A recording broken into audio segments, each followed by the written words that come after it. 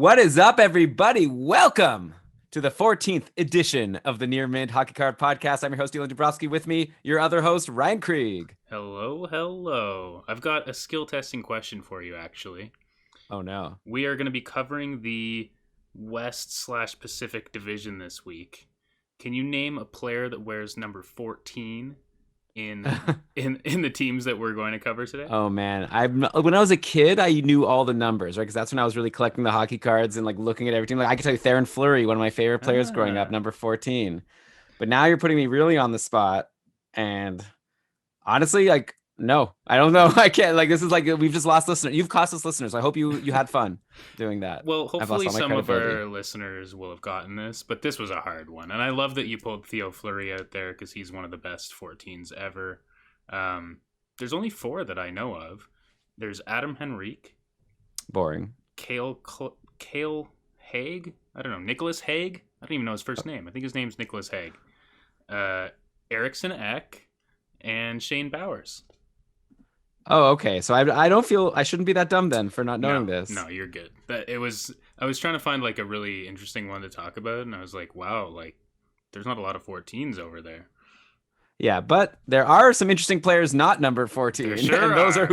That's who we're going to be digging in today. So we're, I guess, part 3 of our 4-part series going through every team in the NHL and saying who we think is the player that you should be investing in the most. And again, it's like we're like evening it out. So it doesn't matter if it's someone whose young guns cost $1 or young guns cost $1,000 because we're like making a fictional thought experiment. You've got like 10,000 to spend. You have to buy. So you can either buy like 10,000 cards of the $1 guy, or you can buy 10 cards of the $1,000 guy, right? And the goal is to make money one day. And so that's kind of the way we're thinking about it. And we've had a lot of fun going through the Canadian division and what we thought was going to be the Atlantic division. Now we actually know the official division. So we were a couple teams off overall, though, pretty close. Yeah, so we kind of had to plan this before the actual divisions were announced.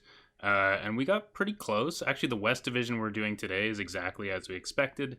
But last week's, I guess, what is now called the East division, we had Carolina and Columbus in, but it will actually be Boston and Buffalo. So you'll hear, I guess, after Christmas now, we're going to do the last division, and we'll include Boston and Buffalo in there. Right. But for today, we're going Pacific. We're going to get all those crappy California teams and some good teams as well, including Colorado and Vegas. So I think I'm ready to get into it, unless you have your classic, the Ryan's. We should have a name for this segment, Ryan's News Corner. Yeah. Tweet at us at not at Keeping Carlson, at Nearman Hockey. Even if you tweet it at Keeping Carlson, I'll see it too. But let us know what you think we should call this segment of the show, which is becoming a mainstay. Yeah, the news of the week. I think I'd be remiss not to mention the World Juniors starting up on Christmas Day. Canada's team is Studley. Kirby Dach is Doc, I should say, is our headliner. An interesting piece of news was every returning player that played in the NHL that comes back to the World Juniors so far has won the MVP of the tournament. Guys like Ryan Nugent-Hopkins. So I'm stoked for what Doc can do. I think his card value could go up, as well as a lot of these guys that are playing. Their card values could see some increase. Guys like Broberg that just came out in the recent Series 1. Bowen Byram, same series. And I can't even think. There's a few more that could be really positively impacted by this. Yeah, honestly, I kind of feel like in fantasy, the World Junior Championships is the perfect time to sell your prospects. So maybe it's the same for hockey cards, right? Because like everyone's going to be so excited about Broberg, whatever, having a couple good games against Finland and decide that like he's going to have a Hall of Fame career. And so they're willing to like give you a better return in a fantasy trade. But I guess hockey cards also, right? It's all about hype. And next year's World Junior Championships, we'll be talking about different players. And so if the player that does a really great job this year, if he doesn't like translate that to NHL success right away, I'd expect the value to go down. So yeah, now's the time maybe before the tournament to buy a couple, but also be ready to sell. I mean, Kirby Dach is a little different, but now I'm seeing in the chat here, Dach injured. Mathieu, is this breaking news? What happened? That would be really sad. Stop the show. Stop the show. Yeah, I was about to say, like, if you're going to be buying anyone that's playing in the World Juniors, like, almost like do it after you watch the near mint live stream, but like go buy them right now because as soon as the puck drops and Canada starts destroying teams, like those values are going to skyrocket. Um, but yeah, you're right. Uh, It's gonna increase their value for sure. Kirby Doc left the ice after an incident or an innocent looking hit caused an awkward angle on his right wrist or hand. Okay, I don't know how I did such a bad job reading this tweet. I'm like scrolling and trying to read. It looks like a hand injury. I'm looking at the highlight now, favoring his right hand. And well, I guess this is a live show, so I can't stop and read more, but I guess that's a bummer. That is I mean, a I don't bummer. actually care that much in terms of like obviously I hope he's okay and I hope for the Chicago Blackhawks that he's okay. Like, Team Canada on the World Junior Championships, I feel like over the last couple of years now, like now that I play fantasy and now that and now getting into hockey cards and all this, like I kind of like all the teams. Like I just like care about the players that I think are cool and not as much about like Team Canada. I don't know if that's like a hot take or like a bad thing to say as a I Canadian, but mean, obviously I hope he's okay. I don't yeah, want like a really fun player to watch to be hurt. fair enough. I mean, I'm gonna have a completely different perspective because I love the World Juniors and love cheering for Canada. What it will be interesting is if he is out, who replaces him? I saw a tweet just now because I have a set on Kirby Doc. I'm seeing all tweets that mention his name. It says Mercer takes Kirby Doc's first line spot. All right, all right. So maybe that's a card now to buy in on. I don't know if he has one yet. Dawson Mercer doesn't have a card. I don't. Oh, what are we supposed to do so. here? Well, you can get That's a CHL or his Team Canada card. Yeah. By the way, Connor McMichael, also someone on the team Yep. who has a card out in this new set. So okay. Joe Valeno, by the way, is someone that Matthew and I drafted pretty late in our dynasty league just recently. So I hope he has a good tournament. And maybe Matthew, if you're right here, so let's get ready to trade him as soon as he scores a goal. See what we can get in a return. I don't think he's playing. Valeno's not playing like today or in the tournament. Like I don't even know if he's eligible anymore. But he's not. He didn't make the team. I'm looking at the hockeycanada.ca 2020 IHF World Junior Championship roster, and I'm seeing Joe Valeno on this list. So I don't know what to tell you. You have to look at the 2021 roster. What? What? Oh my god. I've embarrassed. Should we just restart this whole show just for real? start the show over. Okay, no let's get into the plan for the thing. Sorry, I blew it, and it's what I get. It's my karma for saying that I'm not necessarily cheering for Team Canada. Yeah, I agree. I like watching the tournament. Don't get me wrong. It's just now I'm like interested in so many players. It's hard just to cheer for this team. Anyway, okay. Let's get into it. So we've got all these Pacific Division teams. We're going to go through. We've come up with our picks. We're going to start in Anaheim, and that's a very hard team to decide who to invest in because it's a team that has a couple of studs, especially since last week you've introduced me this idea that we don't even have to pick players that are currently on the team. Right. So I could say like Paul Correa, or maybe a little more recent, I could say like a Corey Perry, who's no longer on the team, still in the NHL, but I just don't want to. Like, I don't know. I don't see a reason for these guys to go up anytime soon. Ryan Getzlaf is obviously had a great career. He's probably a Hall of Famer, right? I think so. I think he has a good shot for sure, given his track record of winning Stanley Cups and gold medals and being the heart of Anaheim for so long. Yeah. So, but like, do we think his card's going? I don't know. My answer's not going to be Ryan Getzlaf, though. I mean, if I saw a good deal on a Getzlaf Young Guns, sure, but I don't expect him to like have a huge surge anytime soon. I think. Okay, so now. And I know, okay, when it's your turn, you could do the same thing. Because I know I'm going to blow up your spot and say your name. So I'm going to just name every player. Like, I'm looking at it as either we sort of have the current best players on the team, which is not a very long list, right? I'm looking at like Ricard Raquel, who I think, he had that one really good year. Then he's been kind of quiet over the last couple of years. But I think if Anaheim obviously has to like do something before anyone's going to care about any of these players. But like assuming at some point, let's say in 3 years, they do have like a decent prospect pool. They've got Steele and Troy Terry, Max Comtois. Like, I don't know. I'm sure there's some other names. So it's like Zegras, of course. So I expect that this team should be good at some point. And if Ricard Raquel is still around, I could see him potentially being like their top scorer on their first playoff run that they go on. Maybe not. I don't know. It depends how far away it is. And Raquel's cheap, so that's a good one. I see here a $3 Raquel Young Guns that Wow. sold just recently. So I could definitely get behind. Or here's a $5. Probably you're going to expect to spend around $5, I think. So maybe I'd just pick Raquel. Another, I think, obvious option to consider is John Gibson, just because he's actually like a very good goalie. He's been really caved in the past couple of years, and even the great John Gibson wasn't able to withstand the onslaught that the No. Anaheim D, which used to be like a very strong D core, and now is like kind of laughable over the past couple of years. So okay, so then you could also go with like a Steele or Terry, just or a Comtois, or like I could cheat and say Zegras even though his card isn't out yet. I think I'm kind of leaning either Gibson or Raquel. Okay, I think you know what? Give me John Gibson. I think he's probably as lowest that he's gonna be, and I think he's a really good goalie.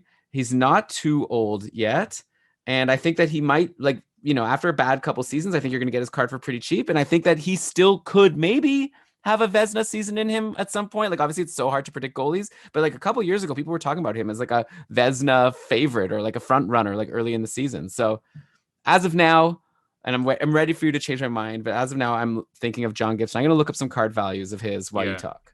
Yeah, so John Gibson, I agree, is a great goalie. I think he'd be a longer term investment because I don't expect anyone to be super hype about him in the next couple years as Mm-hmm. Anaheim continues to struggle mightily. I don't really think I'm looking at Anaheim generally when investing these days. I do think Getzlaff is a little bit interesting because he will be Hall of Fame or could be. And you can get his card for like $15. I think Korea could be interesting. No one's ever forgetting about Korea.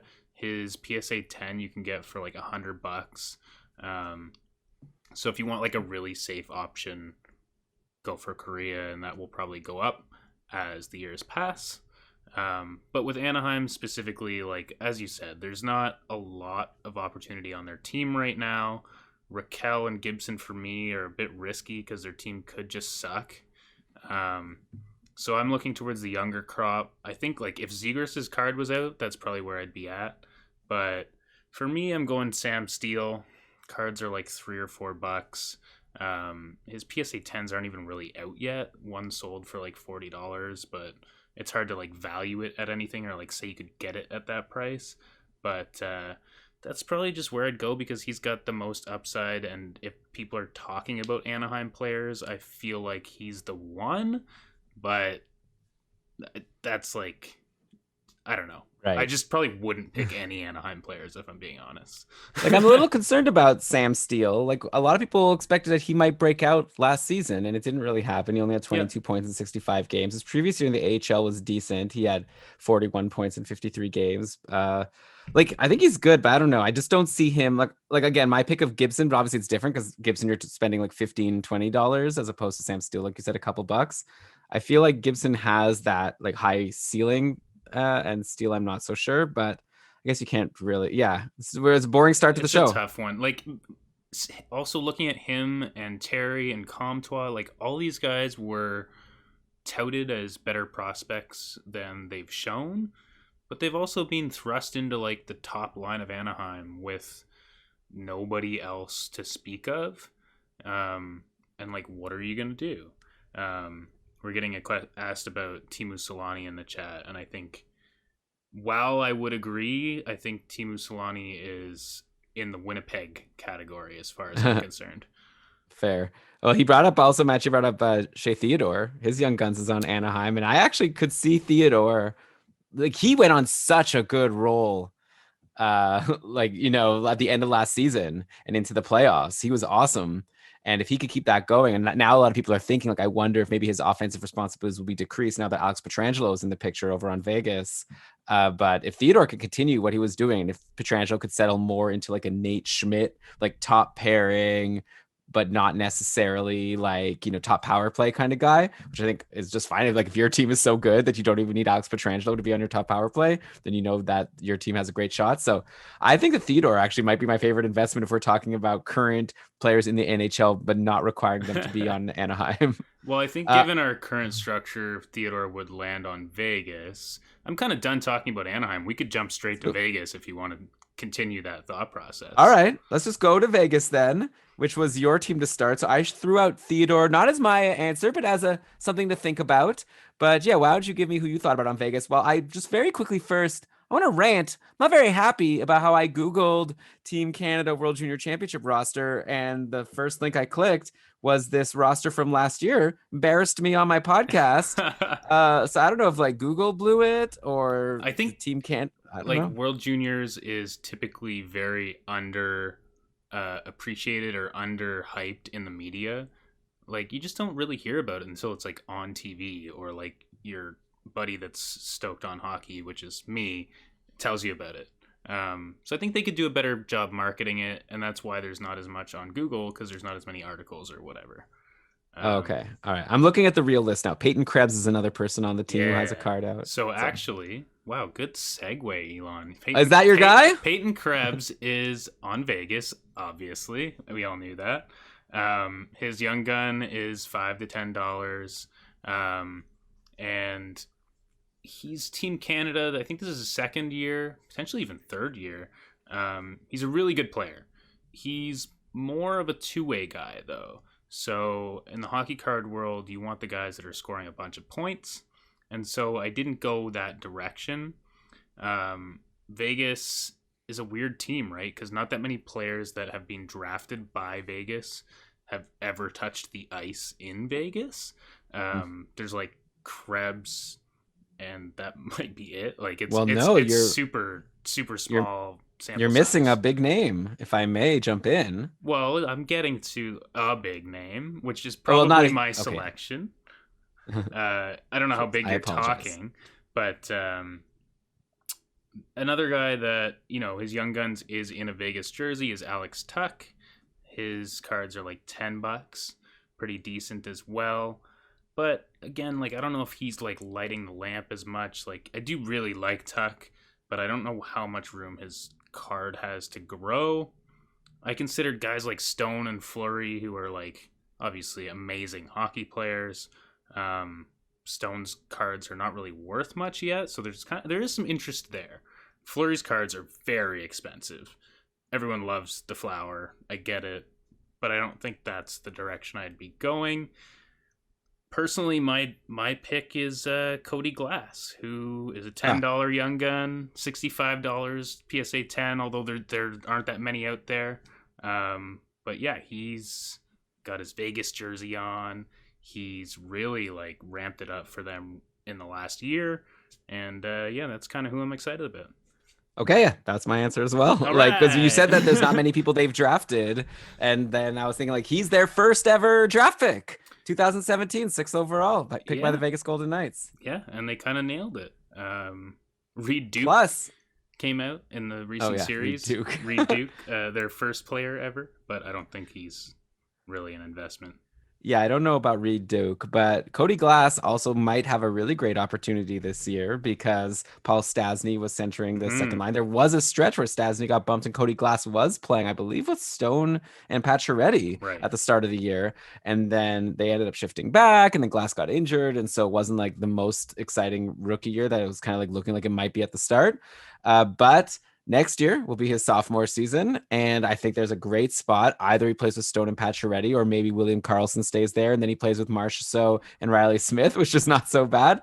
Oh Plus, there's man. potentially that spot on the power play. Like, Yeah. so I think that Cody Glass could have a really strong second season. Plus, the nice thing with Vegas, I guess you could say this with any Vegas player, is that I think they're going on a long playoff run. Like, this team is built to win now. Yeah. They've kind of messed up their cap situation for the future, but at least Yeah. for this next year, they're pretty stacked at this point. They've got Petrangelo and Shea Theodore on defense. They've got like all these like forwards that I just mentioned, and you've mentioned like Alex Tuck is a third liner. I feel like on a lot of other teams, he'd be an exciting top six guy. On Vegas, he can't even crack the top six. So yeah, I think this team is going to be really strong. Oh, they also have maybe the best goalie in the league and Robin Leonard now. Oh, That and was Flurry. well, and Like Flurry. yeah, like no big deal. Like as a backup, that's pretty good. Yeah. Fleury's kind of seems to be fading in terms of his contributions to a Sure. potential cup winner. Yeah, so I think they're a strong team. And so, yeah, if there's a good player, that might be a reason to just pick one of the fancier guys. Like, if you try to think of who's going to be leading this team, maybe you get like that Alex Petrangelo. What a cool story that would be Hmm. if Petrangelo joins the team and then leads them to the finals. But Petrangelo is obviously, you're not, Do they? able to spend pennies. It's not that expensive, though. I'm seeing a Petrangelo PSA 10 sold recently, actually for kind of a lot. Like, well, I'm seeing buy it now, so it's hard to say. I'm seeing like the Raws though, we're talking like 20 Yep. bucks, 25 Yep. bucks, maybe like 150 or something for PSA 10s. I'm only seeing these like buy it nows that were best offers. So Right. I'm seeing like 193, but I don't think that this PSA 10 sold for 193. So I guess I might say Petrangelo just because I think he's beloved, but it's hard not to just say Cody Glass because you can spend so much less money and there's more upside. Yeah, I get what you're saying though. Glass could be overshadowed because the stars of that team are many. But if he has kind of like a not Colton Point, Braden Point emergence, people could really get on board with the Cody Glass hype.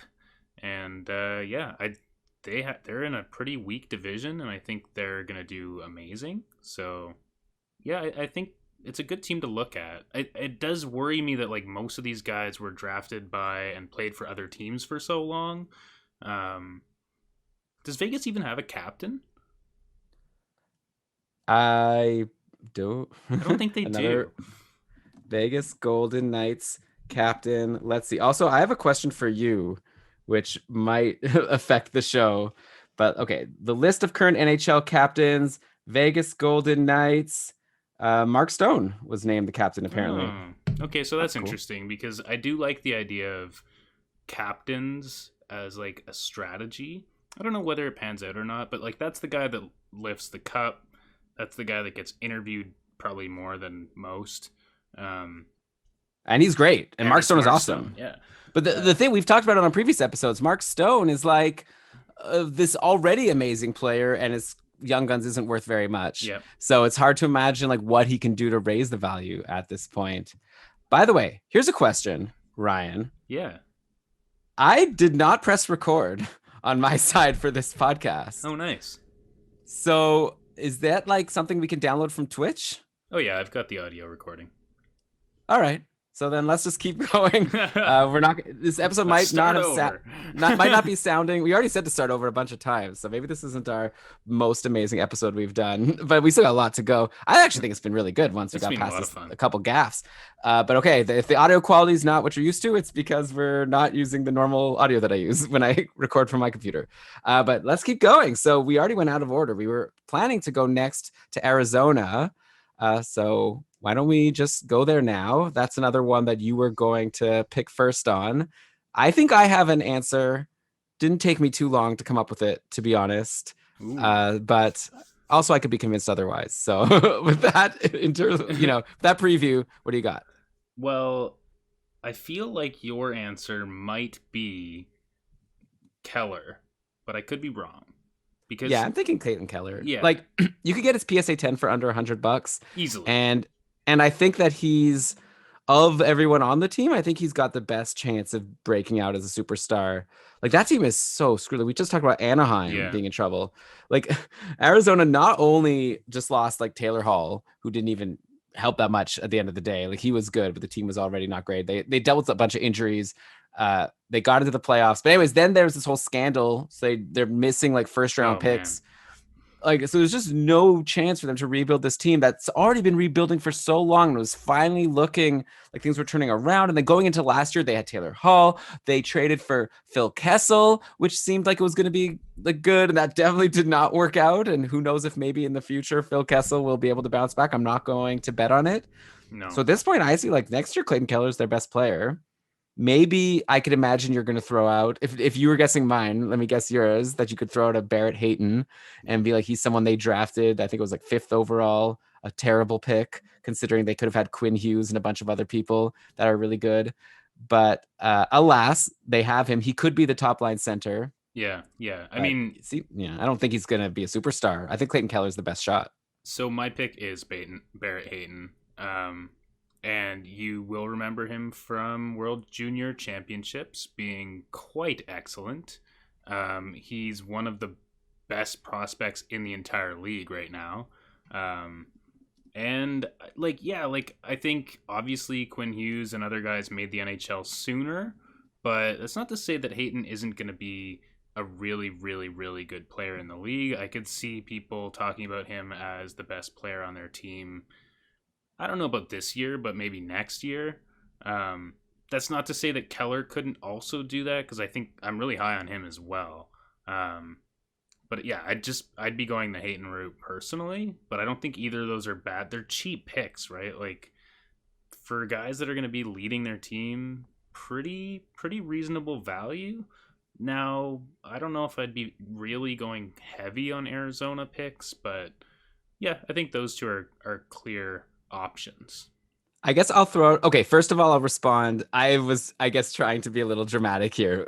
Like Matthew saying, maybe a terrible pick is a strong thing to say, considering this is a 2018 draft and we're Right. just going into 2021 now. So, I mean, just the fact that Quinn Hughes went a couple picks later, I think for sure we can say that the Canucks got like a really Yeah, good break having Hughes fall to them. 100%.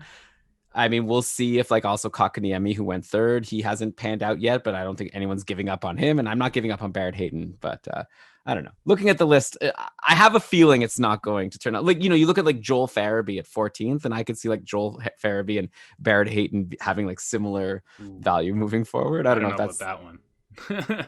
yeah, we'll have to see. What do I know, anyways? Also, Joe Veleno. This one, I'm going to say something correct about Joe Veleno. He Interesting. was picked in this draft, so we'll see who was picked in the second round. Let me see if there I could find any. It's always fun to look at these drafts and see who like really fell far. Sometimes I guess this one's too recent to like have a real stud coming out yet. Yeah, but Scott Perunovich. Some people are excited about him on St. Louis in the second round, but that's getting in the weeds for it's sure. kind of an interesting thing. It's an exercise I did actually recently where I looked at all the recent drafts to see like how many players had kind of come out and emerged as, quality or star players. And if you go back to like 2015 or 16, you see, it's like 15 to 20. And the last few years, there's only a handful. So there's still definitely opportunity as far as like investing in a hockey card because some of those guys are going to make it. They just didn't skyrocket to their NHL teams quite as quickly. So yeah, there's some bets to be had like Hayton, like Farabee could even do it, although I'm less psyched about that, mostly because opportunity in Philadelphia is really rough right now, but yeah. Yeah. Well, opportunity kind of goes both ways. Like on one hand, he has the opportunity to potentially play with like Claude Giroux, while Barrett Hayton's going to play with like Clayton Keller's probably our best, maybe Phil Kessel. But yeah, I see what you're saying. By the way, I guess one thing in Barrett Hayton's favor is he's still a Calder candidate going Yep. into this year. And he's like older than a lot of these guys. Like you have Lafreniere on the Rangers, so obviously Lafreniere is going to be a better player, but maybe as an 18-year-old, Lafreniere isn't as good as Barrett Hayton is as a 21-year-old. So like I think that there's an outside shot that Hayton could if he, but the Arizona's such a mess. But like theoretically, it's not out of the realm of possibility that No. Barrett Hayton doesn't take a run at the Calder, and obviously that would raise the value of his card.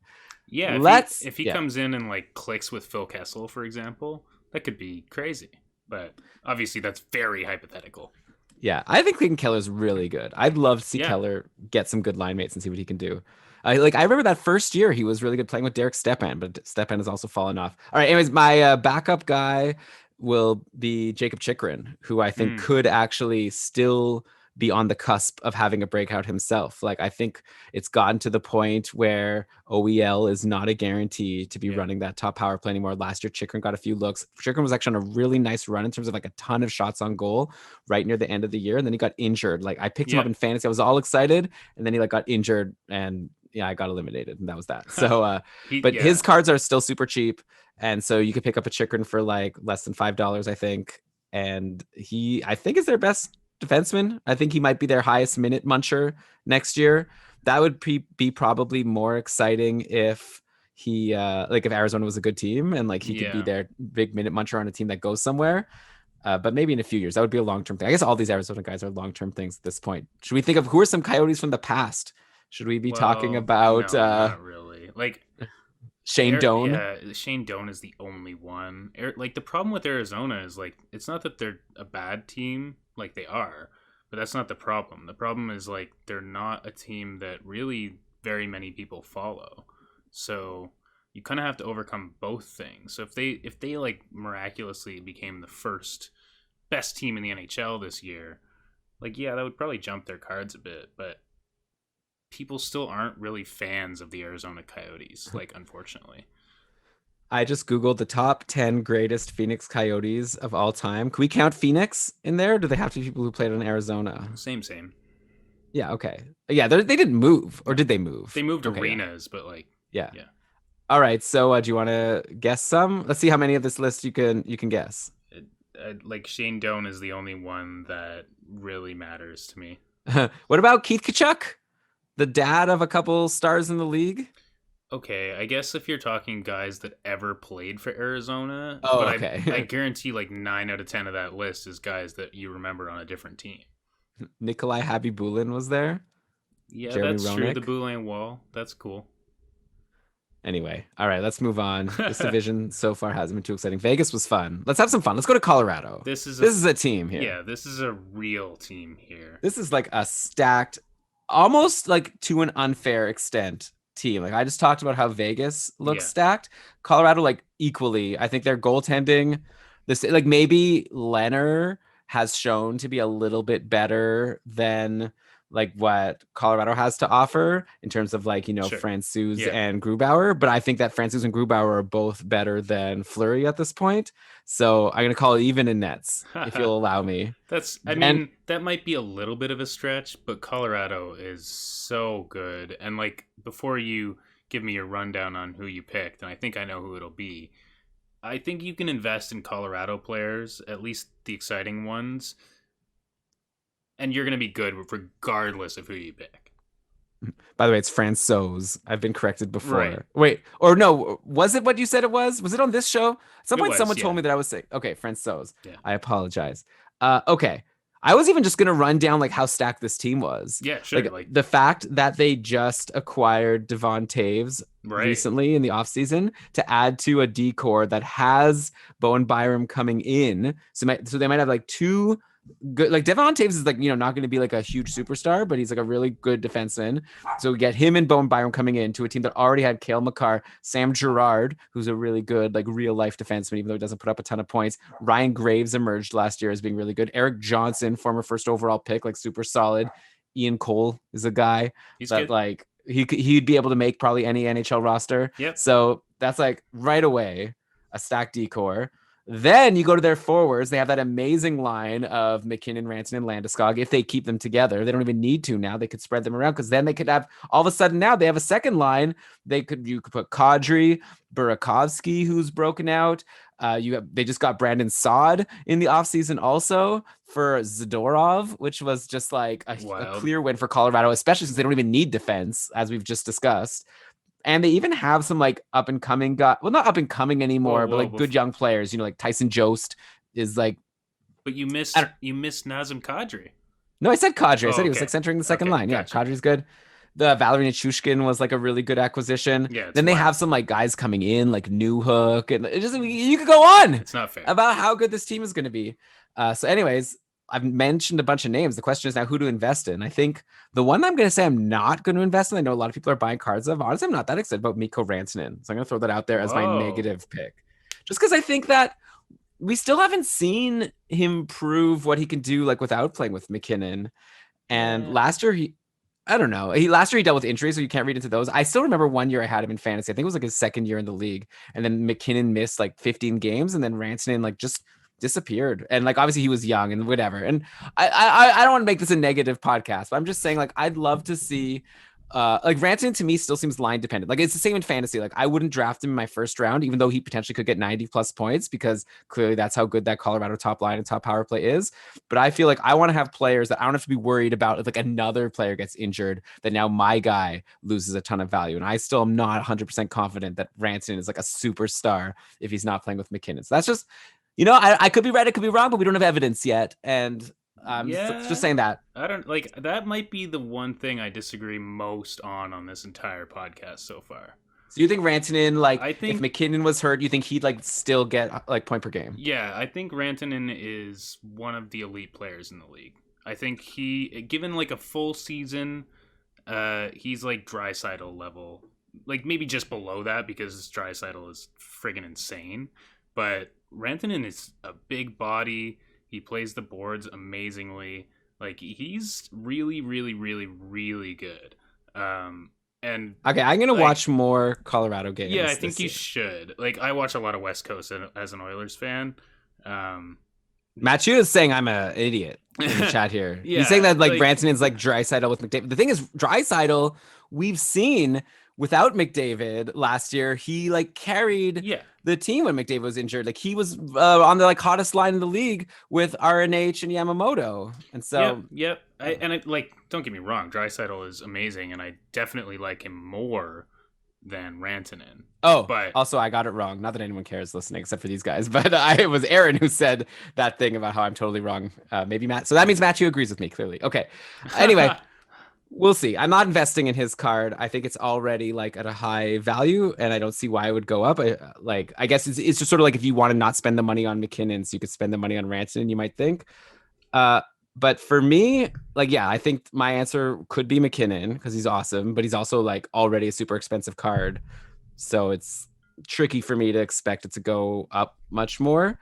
So I'm gonna say Cale Makar, I think, because he's like definitely highly priced, but he just won the Calder, and I think he's gonna be, the star defense. I guess you could say there's some challenge from Bowen Byron potentially, but I feel like Makar is still pretty exciting. And you're spending like $50-$60 for a raw Young Guns, I believe. At least that's what I did it's more a like month ago. 80 today. Yeah. Ugh. So then it's also kind of like a scary. I Yeah, don't know. This yeah, is one of those things also where it's so hard to predict because like maybe McKinnon will go. Like I think they're going to go up because like you said, they're a great team. yeah, They're going to go on a potential on a cup run. I don't have an answer. I need you to help me. yeah. Like you really can't go super wrong with Colorado. I think Makar has become a bit too expensive because of last year. Like we're talking like $300 for a PSA 10, and like he's amazing. I'm not saying you'd be wrong in buying him. McKinnon, as you said, like go buy one. It's kind of like buying a McDavid. You have no problem. It's gonna be fine. You're gonna be good. McKinnon's great. Byram is interesting to me, but like considering he hasn't done anything at the NHL level, I'm not quite as into it yet. His card also like if you're gonna buy a Byram, you should have done it 2 to 4 weeks ago, probably because he's gonna be in the World Juniors, and that's gonna skyrocket his price because besides Doc, like now that Doc's injured, he's kind of my guy that I think will be the MVP of the tournament.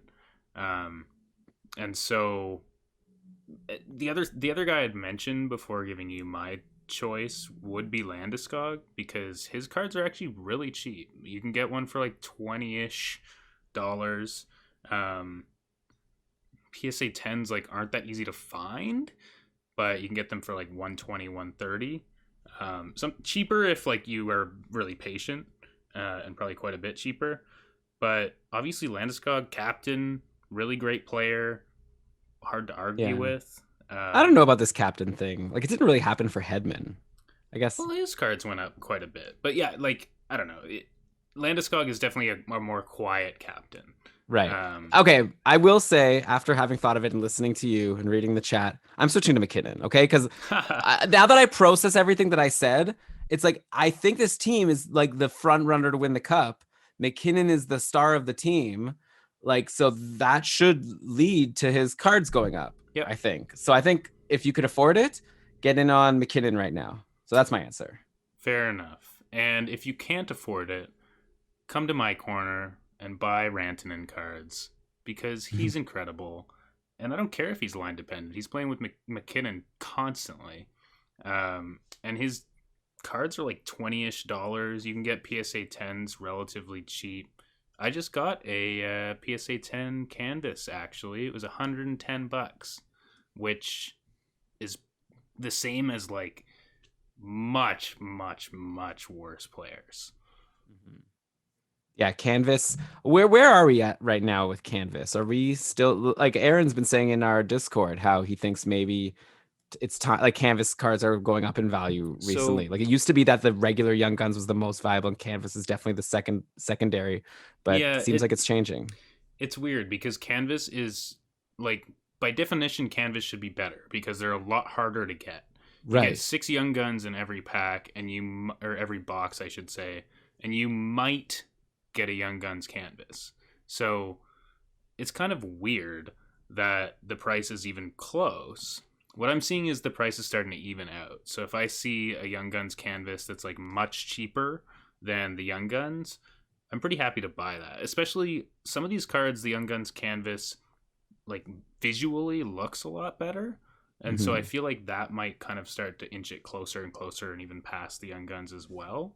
Um, but this is, again, just like a theory of mine that they should be more similar and eventually maybe the canvas ones will overtake the regular. You know what? This McKinnon Young Guns PSA 10 card has been going up in value like just Oh, yeah. recently. Like I'm seeing in September it sold for like 800. Then like as I scroll up here get to October we're looking at around like 900. Mm-hmm. Now like recently 982 on December 16th an auction. These are auctions. Yep. Like so I don't know. It's hard to recommend it like but also it's going it's going up. I don't know. Has it reached its peak? Probably Yeah. not. I mean, I don't know. it's similar. It's not the same level as McDavid, but it's similar then to McDavid, right? Like McKinnon might be like the American equivalent, if I can make kind of a weird translation to McDavid, um, and like yeah, like I don't think you can go wrong. He's going to be amazing. He's going to be a star in the league for the next few years. Um, Spending that much money, I might tell you to go towards McDavid if you have to choose between the two, but certainly not a bad choice, and I don't think very risky at all. Yeah, he's obviously a stud, and this team is going to be in Yeah. the forefront of the league for a few years. All right, so we're on to Minnesota, a much less exciting team. If Yeah. you've listened to all the episodes of the show, then you already know my answer. So why don't you go first, Ryan? Because you'll probably have something more interesting to say. Let's make this one quick because Minnesota is a bad team and there's nobody to invest in. Incorrect. I had such a hard time with this. Um my answer is Matt Dumba at like What? $3.50. You hate Kevin Fiala, clearly. Well, I I don't believe in Fiala as much. And he's in a Nashville jersey. I'm not into it. I think that Fiala is on the verge of a huge season. He had half of a huge season last year. He's going to carry that forward this year. Give me 65, 70 points. If that doesn't raise the value of his card, like, I don't know what would, right? I don't know. I think that Fiala is clearly on his way up. He's still pretty cheap. Uh, the backup, Matthew was saying, I was going to say, if you want to go even cheaper, you could get some Kakkonens because I think he's going to be their future net. I don't think next year, though. I think they're very happy. They just signed Cam Talbot. Yeah. I think that the plan is for Talbot to get, like, Kakkonen wasn't even supposed to be on the team. It's just that Alex Stalock now is injured. So now Right. Kakkonen is going to get an opportunity to be the backup. Obviously, once Kaprizov and Marco Rossi cards come out, then Yeah. Yeah. I'd they be jump into the scene. those two, like Rossi and Kaprizov, like Rossi even more for me than Kaprizov. I'll be all Yeah. over that. But until Marco then, Rossi, yeah. He might be great. He might even be as good as Fiala one day. probably better. Let's be Everyone's honest. I mean, sure. Yeah. It's like anytime there's a prospect, it's like forget all the existing players. Like they're all garbage. We'll see. I think that we're wrong about Fiala here. Like I think you think wrong. I just can't wait. I wish time, because we started this podcast, there hasn't been one NHL I know. game I know. aside from the playoffs, I guess, when we very first started, but Yeah. so it's like I'm really excited to actually start having things to talk about, which is coming soon, It's January coming 13th. so soon. Yeah. Once we're done Minnesota's this just series. also such a bad team that like Fiala having a bad year like almost won't even prove me right because they're so bad. I also think they might not be as bad as people think they're They're gonna gonna be be. so bad. Okay. I guess we'll see. Their defense is strong. I think last year they really got sunk by bad goaltending. I think they might not be as bad and I think that Talbot and Kokkonen are going to be a very fine tandem. I think they have good defense. They've got Kaprizov coming in, maybe even Marco Rossi.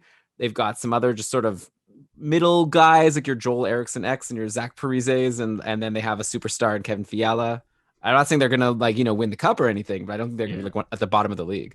I mean they have the luck of being in a division with some other pretty bad teams, Sure. but That's I right. They're going to play Anaheim. They're going to play Arizona. Well, Arizona's actually, it's hard to say if yeah, they're bad or not. They're going to play LA. They're going to play San Jose. That's a good point. like I think them, Minnesota, and Anaheim could all easily vie for worst team in that division.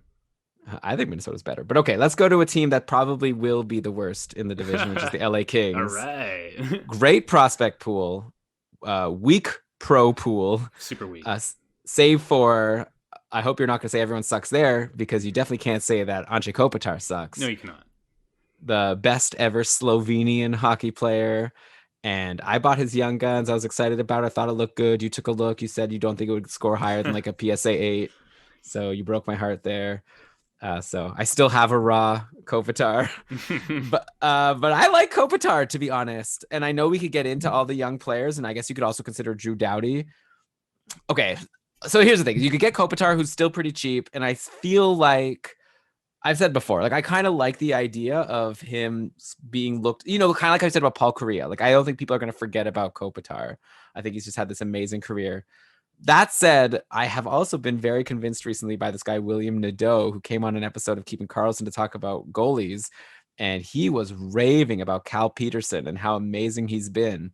And I think this is the year. So, there was Jack Campbell on the team. So Cal Peterson was in the minors for a while. Whenever someone was injured, Peterson came up and was amazing. Last year, when Campbell got traded, Peterson came up, was amazing. As expected, Jonathan Quick is still there. Probably this season, I guess they split time, but just in time for your this whole big prospect pool to start coming up, like starting with Byfield, and we can name a bunch of other guys.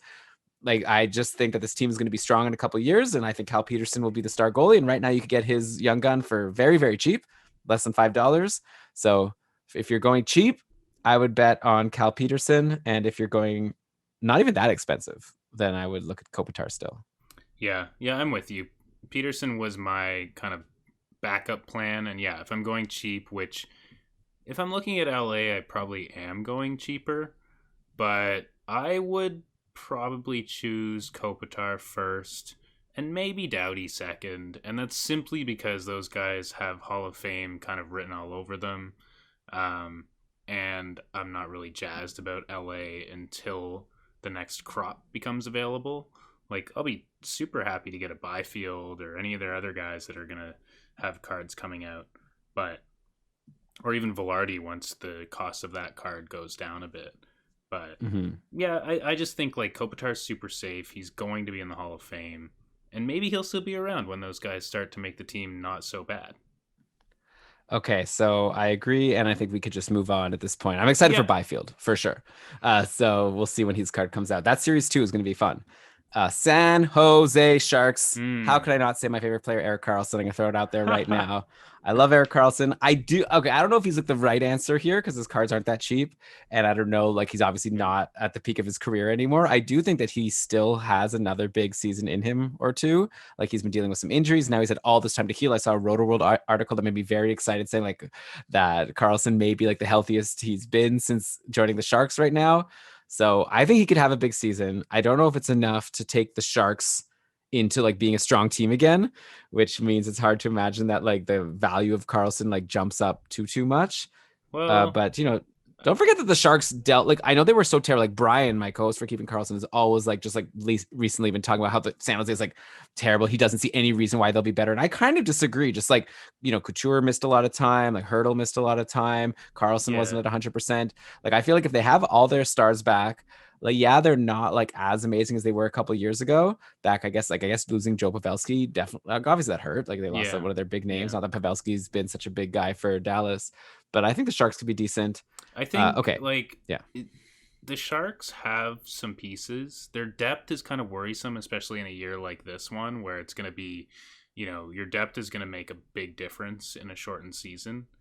But Carlson carried a very mediocre Senators team to a relative amount of right. success. So if he really truly is back at like, vintage Carlson, if you can even call it that, then I could see him carrying them to a certain extent. Like maybe to the point where like they're better than LA, Minnesota, and Anaheim. And that'll be I kind of mean, where they yeah. end up.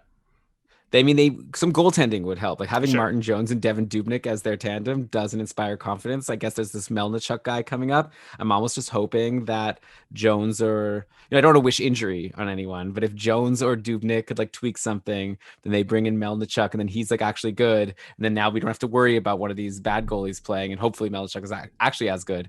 Anyway, so now we're talking about the Sharks. We have to pick a player. We We've do. talked also on the show about Brent Burns and how hilarious his Yeah. Young Guns card is, just because he looks like a completely different person. So that's a fun buy if you could get him for cheap. I'm just gonna say Carlson. How could I not say Eric Carlson? They have a lot. Like I bought a Timo Meyer PSA Mhm. 10 recently for like pretty cheap, like $60, and I think he could be on the maybe not this year, but like I think he could have some big seasons in his future. So that would be fun. But I'm just gonna say Carlson. Yeah, so my pick is Timo Meyer.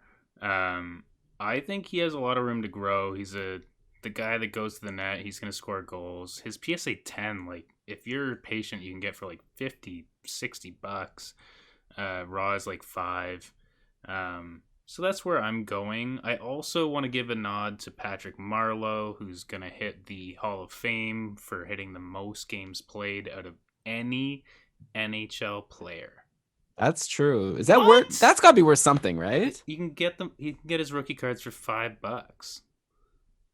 Like, Really? yeah, it's kind of like Oh, it's like the old ones, right? Where he's with Team Canada, and it's like yeah, yeah. back in the '90s when, you know, It's like how my Joe Thornton exactly. rookie is also not worth It's anything. exactly the same. But if you have a bunch of those, or you manage to get a few graded as PSA 10s, like Marlowe is going to go down in history as kind of in competition with Joe Thornton as the best Shark ever. That's a good point. So I mean, I obviously can't argue with the price, but obviously that's not going up. Right. I don't know. Maybe it will go up when he does pass that games Yeah. played Yeah. record. It could be Yeah. huge. Okay, you know what? Maybe that's the right answer then at this point, but I still gonna say Carlson. By the way, Aaron was saying that like I was bringing up those McKinnon prices and saying it's up at around 1,000. He was saying that even seems low. Right. I'm looking at so I was just looking at eBay sold prices in Canadian dollars. PSA 10 right now, McKinnon. I'm Googled like I searched for it and I can't find one. Like there's not even one listed currently that Yeah. I'm seeing for auction. There are buy it now, which are a lot more. Yeah. I Probably mean, people aren't putting it for auction because they feel like it's they're maybe not happy with the price it's going for. If there was one that goes up for auction, I expect it to go around 1,000 because that's what it's been right. going for recently. But yeah, right now you can't get one if you want one for that cheap. Yeah, that's kind of the problem with like just looking at what the sold prices are, because sometimes you look at that and you're like, "Oh, nice, I'd like to get that at that price," but like nobody wants to give you it at that price. You kind of have to Mhm. look at that and then judge what the market has available. It's a bit tough, especially on a guy that is that good. And anytime a McKinnon PSA 10 hits the market, the price goes up just because a new one's there. So, okay, yeah. And I guess with that and all this difficulty that we're dealing with buying McKinnons, I think you'll have an easier time getting whoever we're going to say on St. Louis. Not that they're a bad team, but they do not have a huge superstar. At one point, it looked like Vladimir Tarasenko was going to turn into like a huge superstar in the league. And then he had like a couple disappointing-ish seasons, relative to what we were expecting. And now recently he's been dealing with these injury troubles. We don't even know if he's going to play this year. He's going to get evaluated in February. Yeah. So I don't know. Like you could say it's like a good time to, quote unquote, buy low on a Tarasenko young gun, but also like maybe his career's over or like not over, but like maybe he's like the old Tarasenko will never come back. Yeah, it's So tough to once we say. take away, yeah, it's really tough. So once we get rid of Tarasenko, who are we picking here Yeah. on St. Louis? It's hard.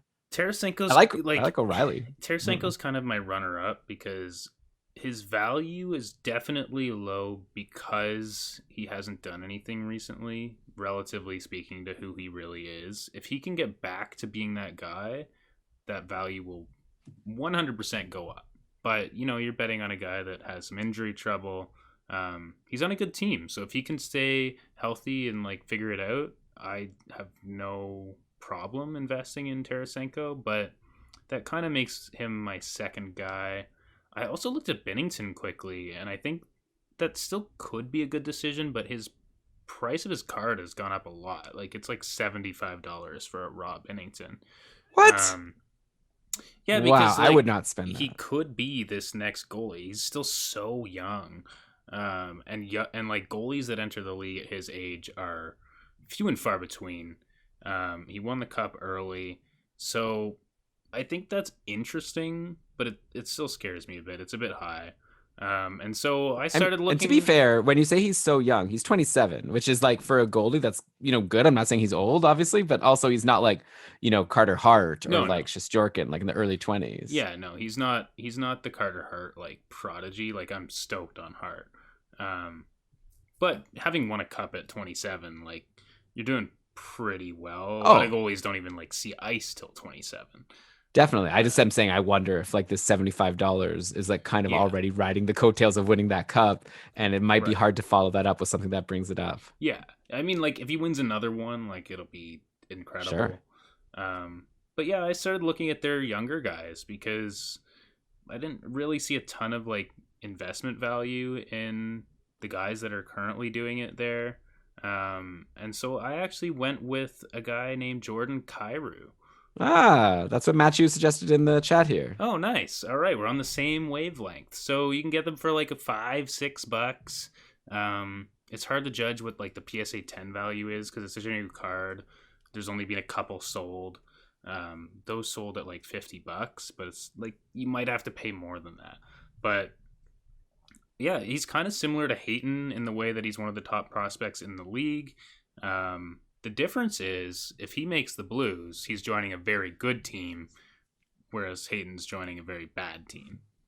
Yeah, definitely. I think that Kairu is someone that I've heard people talk about. Like Robert Thomas is Yeah. another young player on the team that could, once he gets into the top six, he could do something. Yep. There is one name that you haven't brought up that I thought you would, so I guess I will do it. Well, first, actually, as a lead up to that, I'll bring up Ville Husso just as the Yeah. counterpoint to Binnington. That if Binnington, like he really struggled in the playoffs last year and didn't have the most amazing season, so who knows? Maybe Binnington could get Binningtoned like Jake Allen did, and then Ville Husso could take over. But we'll see. Like Husso's someone like I could bring up his like minors numbers, but obviously like it's very different. Like Binnington wasn't a superstar in the minors Yeah. necessarily. He was good. Like don't get me wrong. Anyway, okay, I'm gonna just bring up though Torrey Krug as someone to discuss Yeah. because he's been signed to a big, long-term contract with the team. I don't know if that's the kind of thing that generally makes a player's card go up.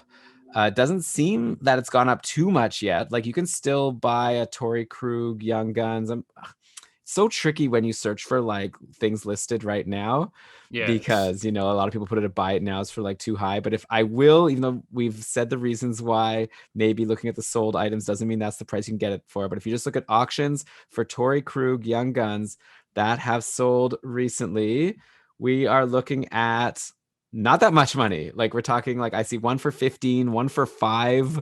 So I guess kind of one for 10. So kind of all over the place. We're talking like less than $20 Yep. for a raw. Let's see if I could find a PSA 10 here. And like so Krug is gonna like lead this top power play. I think like Oh, Trangelo's for gone. sure. Yeah. Krug is there.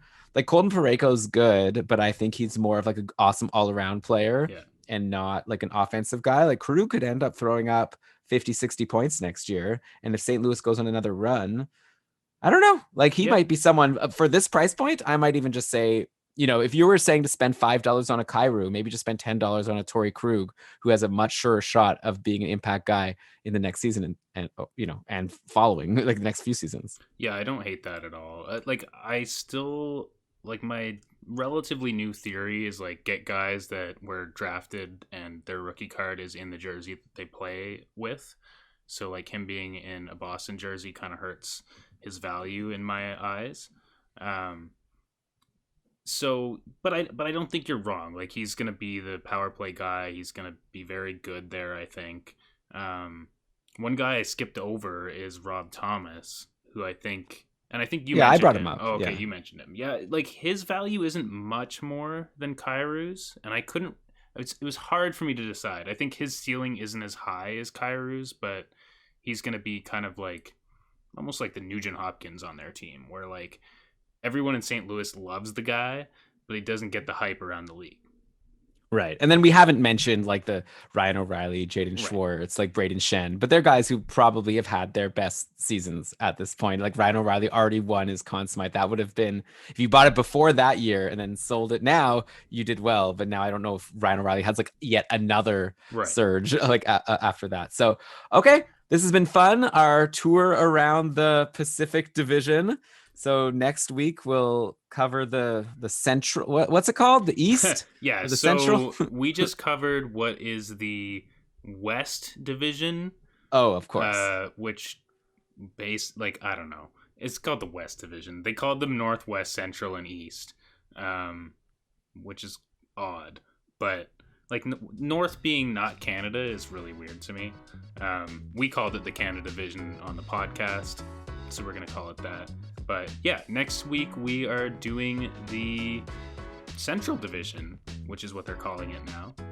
The Central Division minus a couple teams we already covered. Right. And then adding on Boston and Buffalo, who we didn't cover when we did our like East quote unquote division. Okay, so this has been fun.